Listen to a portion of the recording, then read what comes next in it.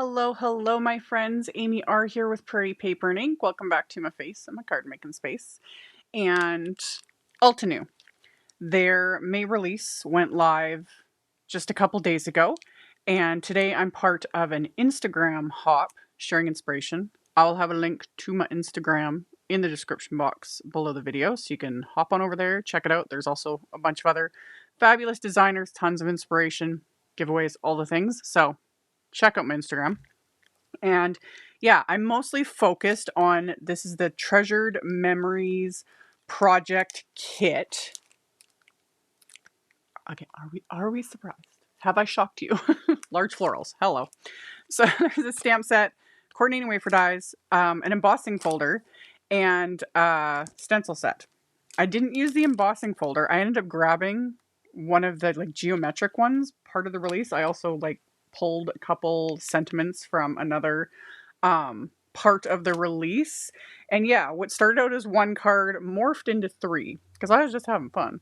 Tons of stenciling, very good crafty therapy. I used many colors and had a lot of fun. So, as always, links to everything I used will be in the description box below the video, as well as a link to the new release. You can check everything out. All of my links are affiliate links. That just means that if you click on one of my links, end up placing an order, I get a little kickback from that order at no extra cost to you. So it helps pay the bills, fund the channel, all the things. And then yeah, keep watching and I'll show you guys how I made all three cards. Alrighty, so here's just a quick little overview of this Treasured Memories project kit. So you've got the embossing folder, big stamp set with a bunch of sentiments, very sort of thinking to use / sympathy themed sentiments, which I thought was nice because we can always use more sentiments like that. Not my favorite cards to make. However, one of these did end up becoming a sympathy card and I was like, good. I like making them to have in my stash.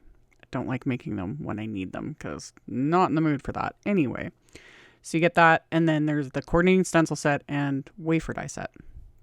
So I took this gorgeous large floral and stamped it onto some smooth white cardstock with just some intense black ink. And I decided to do it twice. Like I said, I was only going to make one card. And the plan was to have, I was going to stencil these, die cut them, and then have them on each kind of side of the card. And then everything just kind of morphed into multiple cards, which is great. Why not? So stamped that a couple times onto these pieces of cardstock. And then I pulled out my AlteNew Ultra Sticky Mat just to hold the cardstock and the stencils in place. And when I was using, I'm still newer to AlteNew's, the way they do things. I've been using their products for years, but these larger sets and these kits and things I'm still kind of new to. And the stencil set, I was like, oh, it doesn't have the full guide like they usually have, that I'm aware of. Yeah, it's in the backing with the stamp set. The big trifold with all the fabulous info, layering guides, all the things. It's there. I didn't even see it till I was done. All my cards, everything, and I was cleaning up. And then I pulled it out because I was like, I wonder, what kind of ideas are in here? And then I was like, there's all the info for the stencils. Which I'm just mentioning that because if I can do this without any, visual guide, some of the bigger sets, I've talked about this, I will prop the guide with the stencils and everything. I will prop it up in front of me to use just as a visual reference. It is one of those things though, when you do it once, everything just makes sense, but it's that first time, it's what is this weird little shape? Where does this go? And then as you start doing it, it's okay, everything starts making sense. So I've kind of sped this up in editing. It was pretty basic. I started with the those large florals, and I used I'm using mostly inks from they're all the fresh dye inks from AlteNew, but this was the collection they did with Amy Tangerine. And the colors just speak to me, love. So those two aqua colors I used were Berry Cool and Easy Breezy. And then for this large, focus floral, I used Lemonade Stand. And then I went in with Peachy Keen, which you could technically kind of skip, but it does give it that little extra something. So the lemonade stand, peachy keen, and then tickled pink, which I've heard people talk about tickled pink and how amazing it is. And then I got it and I swatched it and I was like, this is pretty intense. Oh yeah, blending with it, I was like, I see what people are talking about. This pink is intense. I love it. It's almost neon. It's so pink. Be aware. Inks like this, doesn't matter what brand, but ones especially that are like this really intense pink, it will stain everything. Like it will stain your stamps. It'll stain your grip mats, all the things. Like it's just the nature of that type of ink. And the colorant used to get it so pink, it will stain everything. I personally don't care. I'm just mentioning it because I know some people, it really bugs them. But eventually my grip mats, everything, they're all going to look pink. That's just how it is. So love it though. Those 3 shades. And then as they, smooth out a bit and dry back a bit, it's so pretty. So then for the greens, I did pull out more than what's in this collection because that Amy Tangerine collection just has one green called lettuce, like the food, lettuce celebrate. Love it. Like vegetable.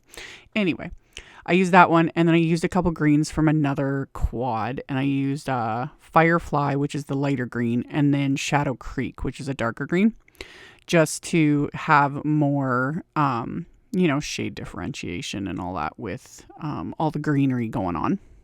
And then for the flower centers, I used Mocha and Espresso. And all my blending I did with the AlteNew mini blending brushes. I'm loving these brushes. Loving them. I don't have brushes for every color. I don't know if I ever will. You never know. It might eventually happen because I am a gotta have it all girly. But I'm just doing like I do with all my brushes, and I have one per kind of color family. So I have a brush for yellows, a brush for greens, a brush for pinks, aquas, purples, etc. And yeah, and then as time goes on, I will probably eventually just start kind of expanding it to like one for reds, one for light pinks, one for deep blues, that sort of a thing. But yeah. And then I also use the newer or just one of the newer micro blending brushes for the flower centers because I had already used it with brown ink. So that just made sense to me. So I just worked my way around the image with the stencils. Just kind of winging it because, like I said, I wasn't following the guide because I didn't know it was there. So yeah, and I didn't do any masking. There's a few spots here and there where the openings are fairly close, but I'm getting a little braver at because that was always kind of a knee-jerk sort of thing. It's like, oh, you must mask off. But now that we've got like all these awesome smaller brushes, I'm not needing to do that hardly at all, as long as I'm paying attention. And if I'm not, well, that's on me. So whatever. So I didn't do any masking, just worked my way around. In a couple spots, I was like, and that's where you saw me just wipe the stencil with a cloth just to remove whatever ink was sitting on there. So I wasn't picking up any of that color with, especially like doing these little spots with the leaves. And then I was doing purple, which was Be Grateful. It's probably another reason why I like these colors so much because I love punny anything. Anyway, yeah, that's what I did. So I did the exact same thing on the second image. So I didn't bother like filming that because I did the same colors, the same everything. And then my mind started going like, I wonder. So I took another piece of cardstock and the big floral image again. And then this time I'm inking it up with permanent mist gray ink from AlteNew. I've used this just a couple times. Like I ordered it a month ago, something. I haven't had it very long, but I used it in a recent video. I did it for sort of like a no line coloring look. And so then I was like, I wonder if I stamp with this, because I like the shade of this gray. Like it's not too light and it's not too dark. So I stamped it, rotated the cardstock, stamped it a second time. And then I'm going to use the stencil set again, which I've cleaned off all my stencils, and blending them. But this time, while I'm using all the exact same colors, I'm using them differently than I did before. So this time for these, I don't even know what kind of flower this is, but this wiggly wavy one, I'm using the lemonade stand and peachy keen. And the thing I've noticed with and it just makes sense to me. With the permanent mist gray ink, light colors, you know, yellows, just any light color, you're still going to see the stamp outline. But anything darker than this will completely cover the stamp line, so you do kind of get a no line look. So it just depends on what you're going for. I wasn't specifically going for a no line look. I just wanted it to look a little different than just having a black outline. So did the yellowy peachy flowers, and then for the focus flower this time I did the Be Grateful towards the center, and then the tickled pink blended into it. And again, just chef's kiss for that tickled pink. It is something. I had fun with it. I really like it. And it is another one of those colors, and I find this with any sort of product with like this intense of a pink, it is much more like almost neon when it goes down, like when the ink is still wet, but then it dries back and it's not as crazy, but I wouldn't mind. You know, I wouldn't mind if it stayed crazy. I'm okay with that. That suits me. So did that for the pinky purple flowers. For the large greenery, I used Berry Cool, so the lighter aqua shade, and then the Firefly Green. Because when you blend blues and greens together, or like kind of aqua shades and greens, you just get such a pretty sort of new greeny blue color. It's a fun way to sort of mix up your greenery, especially if you don't have a whole lot of shades of green. A great way to mix that up is to add a bit of blue or add a bit of yellow. You know, you can get all sorts of different shades, especially with greens, by just adding just a different color. And that's always a nice way to mix up with greenery, because greenery does need to have different shades, because look at it in nature, like there's a million shades of green, you know? So then for the little sort of berry images and those smaller leaves, I just want a shade darker. So I use the Easy Breezy color, which is just a deeper aqua shade, and the Lettuce Celebrate. Love it. Love it. They're great. Love it. So did all my blending, set that panel aside. I used the coordinating wafer die to die cut those first two that I had stamped and ink blended. So I got those die cut, and then I took the embossing folder, which is the Textured Hexagons 3D embossing folder.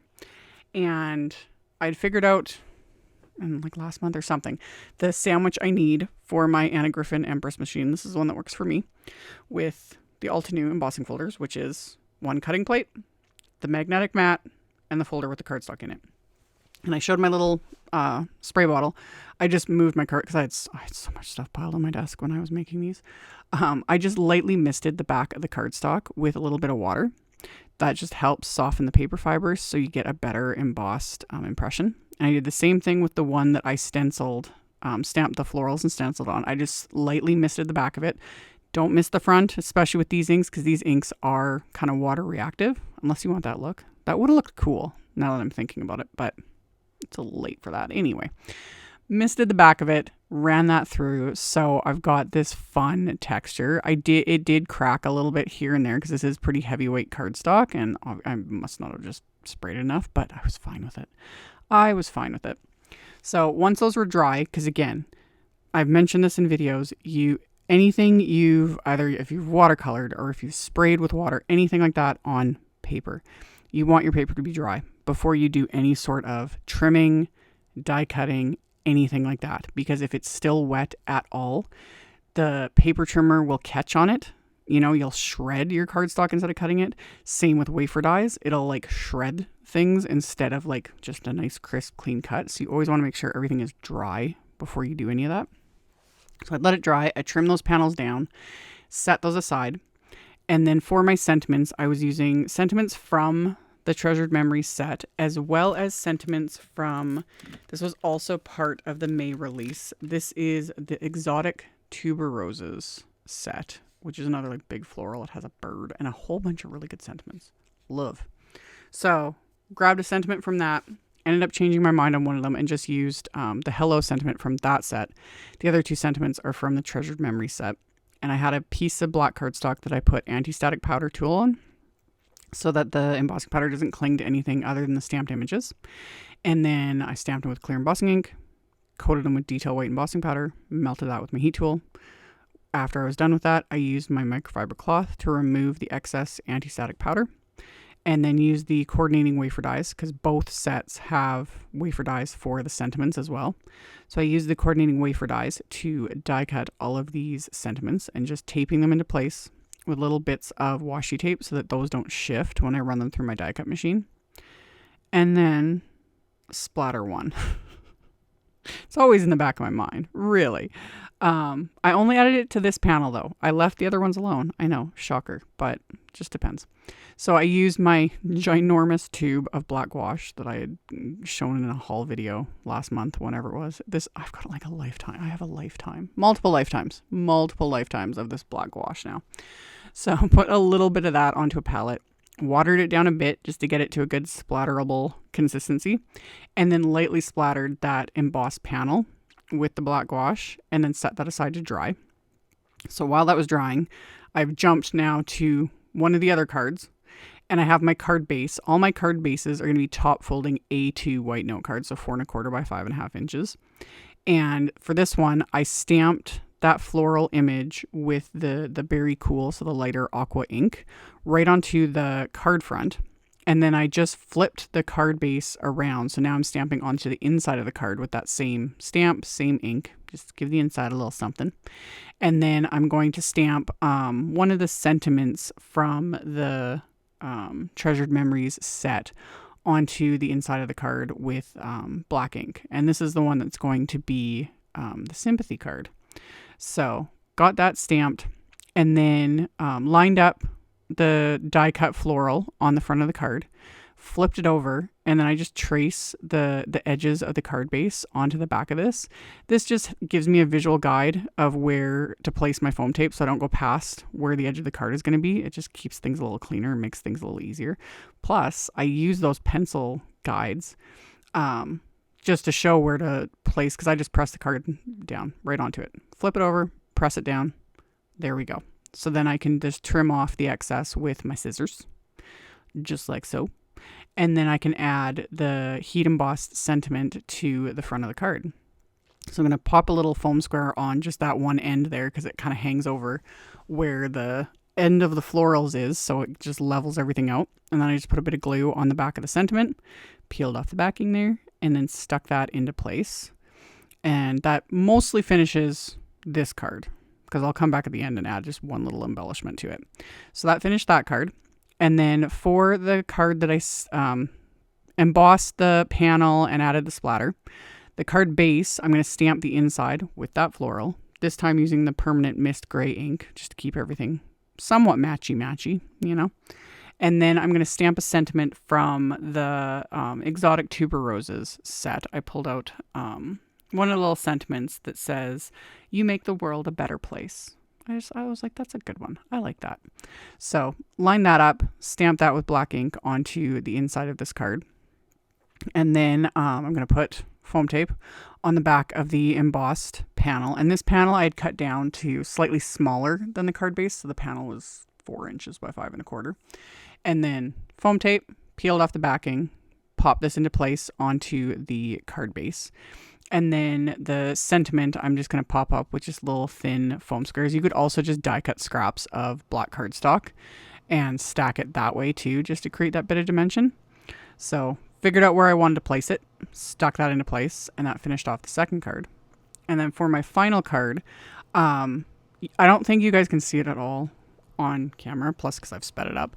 But when I was stenciling the image, I managed to get some like green splotchy bits on the main flower, which you can't see. Again, you can't really see it on camera, but it was noticeable and it was bugging me.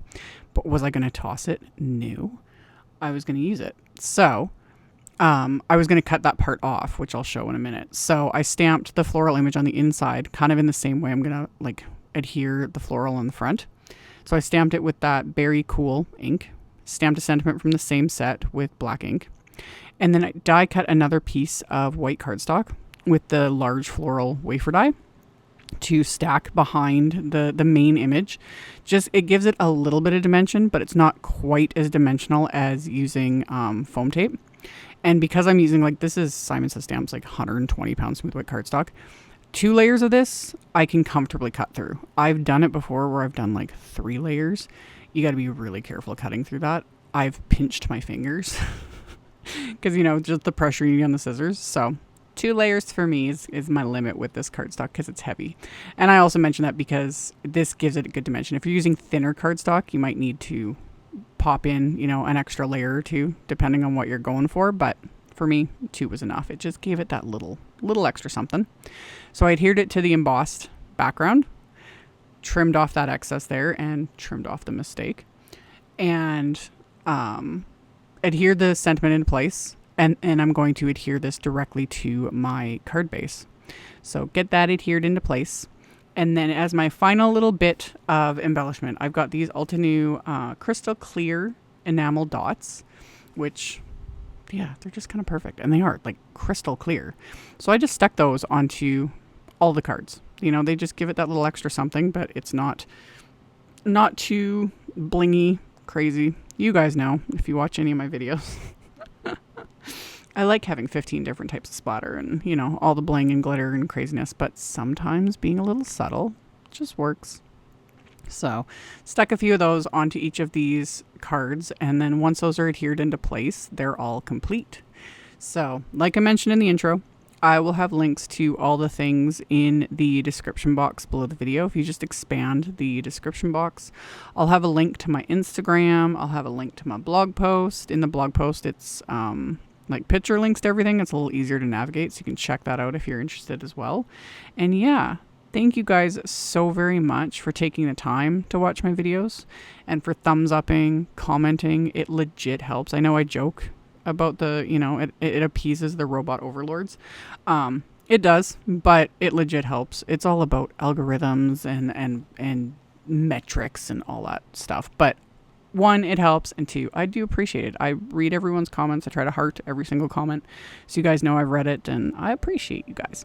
So thank you all so much for watching. Subscribe if you haven't. I'd love to have you, and I will see you all very soon in the next video.